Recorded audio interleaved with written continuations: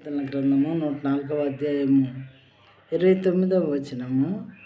When you hide your face they are dismayed, when you take away their breath they die and return to their dust.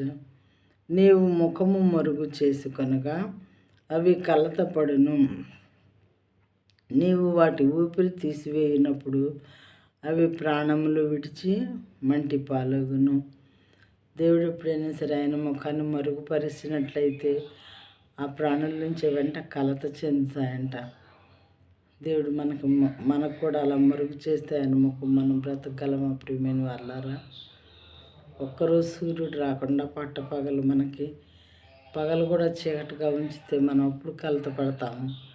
ఏదన్నా కీడు సంభవిస్తేనే దేవుడు గుర్తొస్తాడు మానవునికి.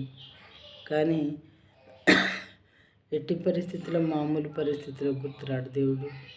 ఆరోగ్యం అంతా క్షీణించి చావు బతుకులో ఉన్నప్పుడు దేవుడు గుర్తొస్తాడు మానవునికి. డబ్బున్నంతసేపు దేవుడు గుర్తురాడు. ఇది నన్ను కాపాడుద్దులే, ఇది నన్ను కాపాడుద్దులే అని మరి గర్వపడుతూ ఉంటాడు. డాక్టర్స్ కూడా చేతులు ఎత్తేసిన తర్వాత నేనేం చేయలేనని అప్పుడు కూడా దేవుడు గుర్తొస్తాడు మానవునికి. నీవు ముఖము మరుగు చేసుకొనక అవి కలతపడును. ఆ ప్రాణులన్నీ కూడా, అడవి జంతువులు అవన్నీ కూడా నీవు వాటి ఊపిరి తీసివేయినప్పుడు అవి ప్రాణము విడిచి మంటి పాలగును. మీరు చనిపోండి అని చెప్పి దేవుడు సెలవిస్తేవి చనిపోయేవిగా ఉంటాయి. మనుషులు కూడా దేవుడు మానవులారా తిరిగి రండి అని పిలుస్తాడంట. తిరిగి రండి అని చెప్పి పిలిచినప్పుడు మనిషి మరి కామ్గా కళ్ళు మూసుకొని సైలెంట్గా ఈ లోకాన్ని విడిచిపెట్టి వెళ్ళిపోవాల్సిందే. చావు అనేదానికి ఏ రకమైనటువంటి ఫేవరిజం లేదు.